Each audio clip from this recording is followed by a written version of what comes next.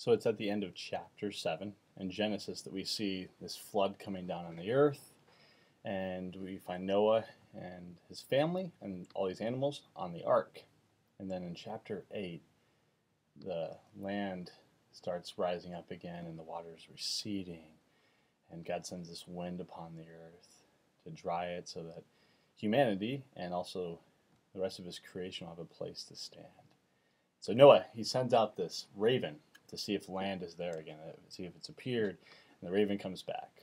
So he's assuming that it still needs more time to recede. And then he sends out a dove, and the dove comes back. So he's like, I'll wait 7 more days. He sends it out again. It comes back with an olive branch in its mouth. So he knows that something's happening out there. The water's beginning to recede enough for him to be able to find a place to anchor up. So he sends out the dove one more time, and this time the dove doesn't come back. It's found a place for it to perch.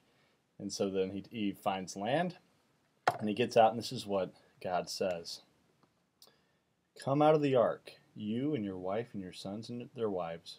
Bring out every kind of living creature that is with you, the birds, the animals, and all the creatures that move along the ground, so they can multiply in the earth and be fruitful and increase in number upon it. I don't know if that sounds familiar to you, but it's in Genesis 1 and even in chapter 2 that God calls his creation to be fruitful and multiply. That which he has created to be good and to reflect his glory, he wants it to increase so that it can create more things that are good and reflect his glory. And so he's cleansed the earth of all this wickedness, and he's found a man who wants to walk alongside him like humanity was originally created to be.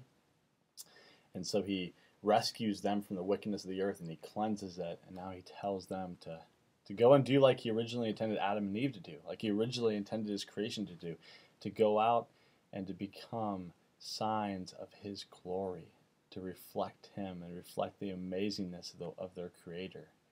And so he says this, and so Noah comes out together with his sons and his wives, and his sons' wives, and all the animals that move along the ground, everything that moves on the earth, came out of the ark, one kind after another, with this mission and purpose in mind.